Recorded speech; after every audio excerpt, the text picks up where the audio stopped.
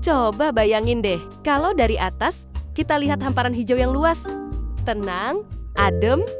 Tapi, pernah kepikiran nggak kalau yang kelihatan tenang itu sebenarnya lagi berubah besar-besaran? Yap, dunia pertanian lagi mengalami yang namanya transformasi pertanian. Loh, transformasi? Maksudnya apa tuh? Gampangnya gini. Pertanian yang dulu serba manual dan tradisional, pelan-pelan berubah jadi lebih modern. Alatnya makin canggih, cara tanam makin efisien, dan petaninya makin melek teknologi. Dan serunya lagi, perubahan ini nggak cuma terjadi di kota besar, tapi juga di desa-desa yang bahkan mungkin belum pernah kamu dengar.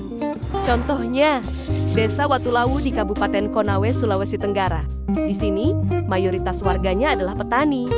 Makanya, sektor pertanian di desa ini unggul. Mulai dari pola tanam yang tertata, alat sederhana yang bikin kerjaan lebih cepat, sampai pemilihan varietas yang lebih tahan cuaca ekstrem. Selanjutnya, selain Desa Watulawu, ada juga Desa Tawangargo di Kabupaten Malang, Jawa Timur. Kalian tahu nggak? Tawangargo sekarang dikenal sebagai salah satu desa yang berkembang jadi pusat hortikultura modern dan ramah lingkungan.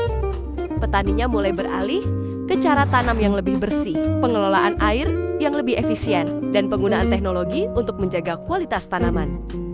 Keren kan?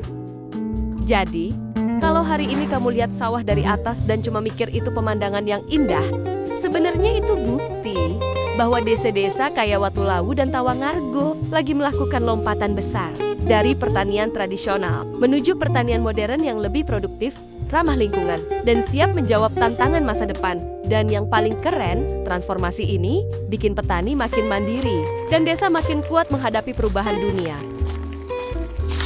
Transformasi pertanian yang sudah dilakukan oleh Desa Tawangargo, Kabupaten Malang meliputi 4 aspek utama. Yang pertama adalah Tawangargo Smart Eco Farming Village atau Tameng, yang telah berhasil menjadi solusi pertanian hortikultura dalam menghadapi tantangan perubahan iklim dan telah menjadi pusat inovasi dengan melibatkan 35 petani. Kedua ada Living Lab yang berfungsi sebagai wadah petani, peneliti, mahasiswa, dan komunitas untuk melakukan penelitian dan uji coba nyata untuk pertanian berkelanjutan. Ketiga ada agroindustri, di mana limbah sayur yang masih layak konsumsi dimanfaatkan menjadi produk olahan, seperti mie sayur, dodol sayur, dan lainnya. Selain itu, kelompok petani juga membuka warung hasil panen di area program Tameng.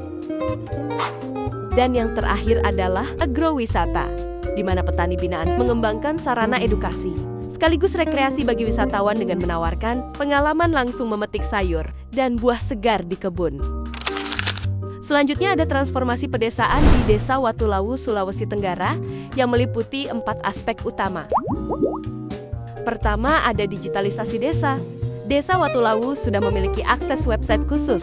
Website Desa Watulawu memuat informasi seperti profil desa, peta desa, potensi desa, wisata desa, pengaduan, indeks desa membangun, APWDes, data stunting, data bansos, data SDGs. Bahkan ada belanja desa yang isinya produk UMKM, hasil desa, yang mana ini masuk ke dalam aspek transformasi, komersialisasi dari Desa Watulawu. Selanjutnya ada pada aspek kelembagaan, di mana Desa Watulawu didukung dengan kehadiran BUMDes dan Koperasi Desa Merah Putih. Terakhir, ada diversifikasi lahan. Desa Watulawu mengembangkan sektor pertanian, perkebunan, dan bahkan potensi lahan kelapa sawit. Transformasi pertanian dan pedesaan membawa manfaat besar seperti produktivitas meningkat, kesejahteraan petani naik, diversifikasi ekonomi desa, hingga penguatan ketahanan pangan. Namun, juga memiliki tantangan seperti kesenjangan akses teknologi, alih fungsi lahan, dan risiko lingkungan.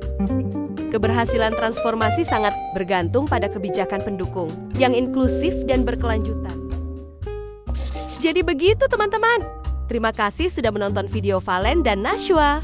Semoga bermanfaat ya. Dadah!